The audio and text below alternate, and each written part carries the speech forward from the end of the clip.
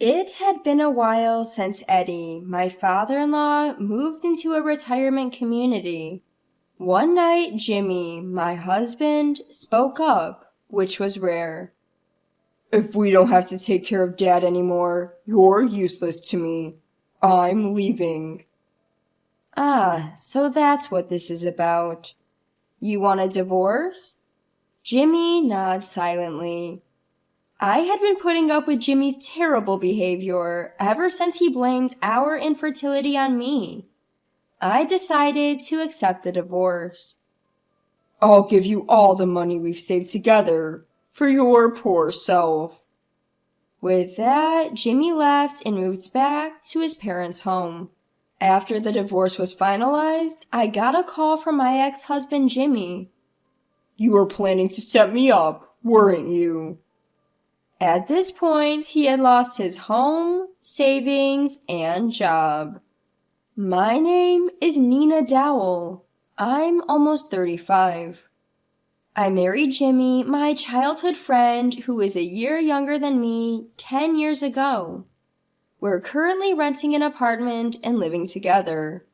We grew up in the same neighborhood and played together since kindergarten. Jimmy's family was wealthy, and they lived in a mansion. We used to play hide and seek there.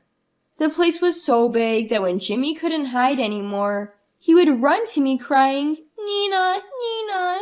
I fondly remember how adorable he was, following me around. When I was in first grade, Jimmy envied my new backpack. "Let me borrow your backpack."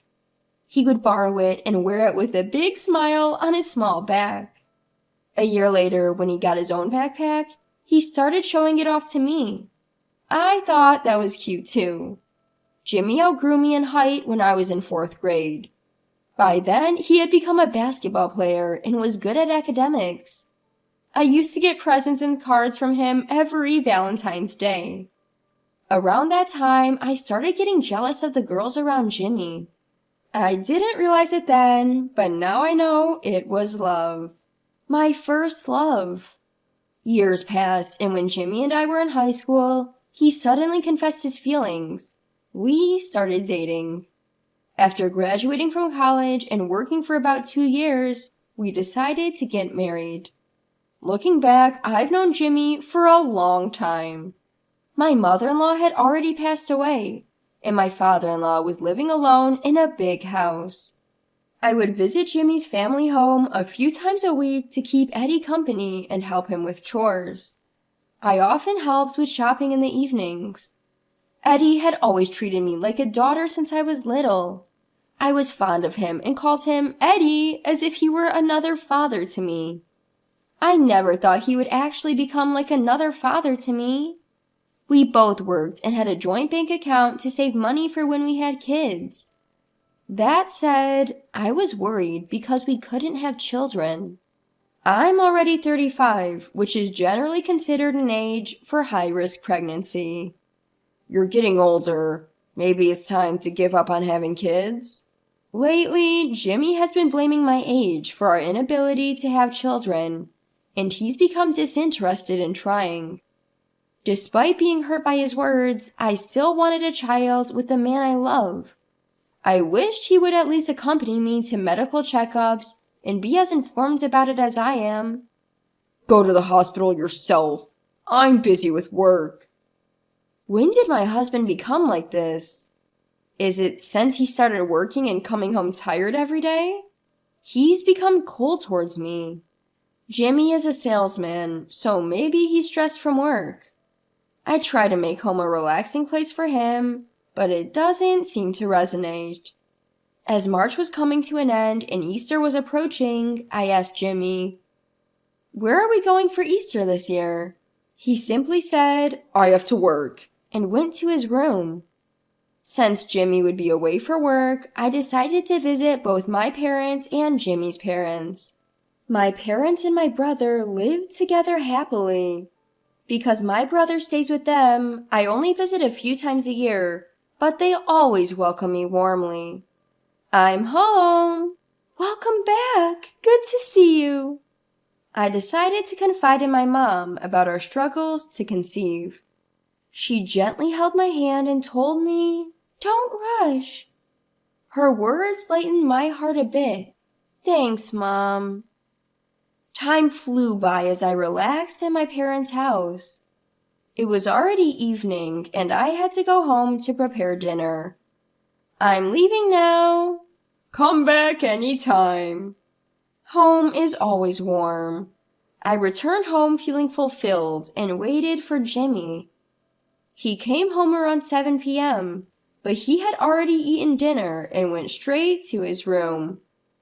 I ate a hamburger alone and put Jimmy's portion in the fridge.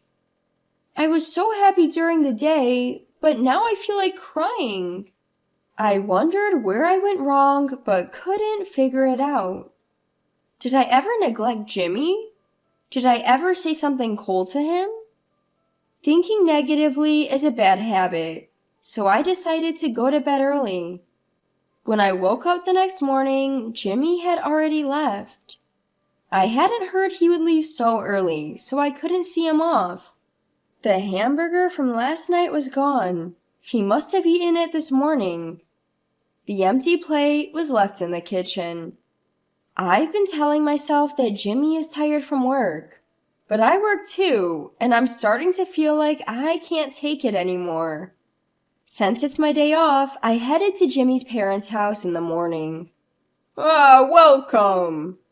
Eddie greeted me warmly. Are you about to have breakfast? He hadn't eaten yet, so while Eddie prepared some bread and coffee, I made scrambled eggs and cooked bacon. I was worried that I might be intruding so early in the morning, but Eddie smiled and said, "Thank you, it's delicious." It's been a while since someone complimented my cooking, and it feels really good. Jimmy used to enjoy my cooking, but he hasn't said anything like that in years. I'm glad you like it, Eddie. Since I could spend my day off at Eddie's, we chatted and watched TV until the evening. We even got excited talking about a TV show we both like. You like that show too, Nina? Eddie and I have quite similar tastes. I decided to prepare not just lunch and dinner, but also some meals for Eddie to keep. Thank you so much for doing all this, he said multiple times as he saw me off, warming my heart. On my way home, I saw something shocking. Jimmy was coming out of an arcade, dressed in a suit. Maybe he finished work early because of Easter and stopped by. That thought crossed my mind, but I couldn't shake off my unease. The next morning, I decided to follow him to see where he was going. I felt guilty for doubting Jimmy and thought about turning back several times, but he ended up going to the same arcade as yesterday. Jimmy is lying to me. The realization hurt. When he came home that night, I confronted him about what I'd seen. Were you really at work? Please be honest. I tried to ask as gently as possible, but Jimmy didn't apologize. Instead, he raised his voice. We used to have some money to spend freely, but now we don't because we're saving for the future. But that's for our future children. At your age, you can't have kids anymore. I want to stop saving and enjoy the present. His words left me stunned, a mix of surprise and sadness. I couldn't find the words to respond. The conversation ended there. Jimmy sighed and went to his room. It was clear he wasn't thinking about our future. A few weeks later, I got a call saying Eddie was injured. I rushed to the hospital, but Jimmy said he was too busy with work to come. Eddie's injury wasn't serious, but it led to the decision for him to move into a retirement community. Eddie himself suggested it. I don't want to be a burden on you, Nina. I told him it wasn't a burden, but I also realized I couldn't be there for him all the time because of my work. I helped Eddie with the paperwork and preparations for moving into the retirement community. How is Jimmy doing lately? He seems busy with work. That's all I could say. Eddie seemed to sense something, but didn't press further. Jimmy hadn't visited his parents' house for a while, and didn't help with any of the preparations. A few days later, the day came for Eddie to move into the retirement community. I accompanied Eddie to the retirement community early in the morning. It was already hot outside, and I was sweating after just a short walk. Jimmy was off work today, but he said, "You going alone is enough," and left for somewhere else. "Nina, you've been a real help. Thank you." "I'll visit you again on my next day off." Eddie smiled warmly at me. One evening, after some time had passed since Eddie moved to the retirement community, Jimmy surprisingly initiated a conversation. "So, now that Dad's in the retirement community, you don't have to take care of him anymore, right?" I tilted my head, not understanding what Jimmy was getting at. Jimmy continued, serious-faced. "You're unnecessary. I'm leaving this house." I see. So, you want a divorce? Jimmy nodded silently. Ever since he blamed me for not being able to have children, my feelings for him had cooled. I easily accepted the divorce. We started discussing property division, including our shared bank account. I'm not good at these kinds of conversations, but they're unavoidable. That's when Jimmy said, "I'll give you all the money we saved together." Jimmy seemed to have strange confidence because his family is wealthy. As we proceeded with the divorce, Jimmy moved back to his parents' home. Goodbye. Yeah. It felt so anticlimactic, considering we'd spent so much time together since we were young. A few days after Jimmy moved back home, our divorce was finalized. Both of us were about to take new steps in life. Just then, I got a call from Jimmy. "What the hell is going on?" He said that movers had suddenly shown up at his parents' house and started taking furniture. He accused me of doing something. Actually, when Eddie was still at home, he had told me. "Jimmy never visits. Maybe we spoiled him because we had money." Eddie looked sad. When Eddie moved to the retirement community, he said, "I won't use this furniture anymore, and if I give it to Jimmy, he'll just waste the money," and had transferred everything to me. So the movers were arranged by me. I also told Jimmy that the house and land were already on the market and a buyer had been found. "You can't just do that." Jimmy had apparently counted on the house, land, and furniture for the divorce and was yelling at me over the phone. "You hid this to trap me." Since Jimmy wouldn't listen, I decided to let his father explain. "Jimmy, it's been a while since we've talked like this.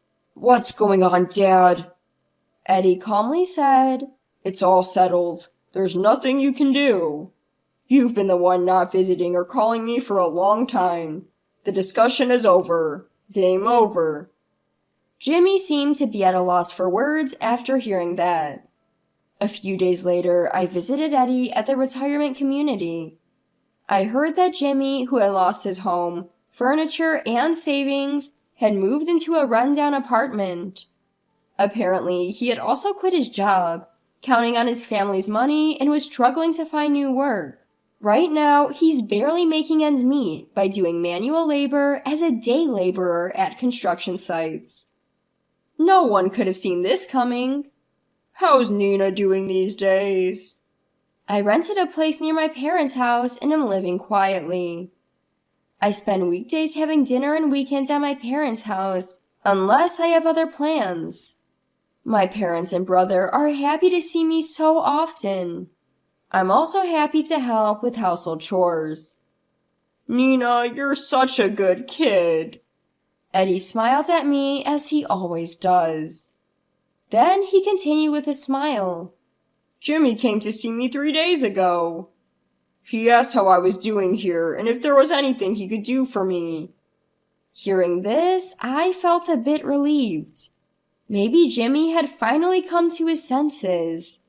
Being in a tough situation made him realize how privileged his past self was and what he should truly value now. Can I come to visit you like this sometimes? Of course, thank you as always. Even after divorcing Jimmy, Eddie remains an important figure in my life, almost like a second father. I hope that someday I can have a good relationship with Jimmy again. With that thought, I head back to my parents' house. Welcome back. How is Eddie? He's good. He seems happy that Jimmy visited him. Oh, that's good to hear, my mom said. Nina, can you help with dinner? Of course. Let me put my stuff away first, I replied and quickly headed to my room. I want to protect what's important to me and continue living in this peaceful life.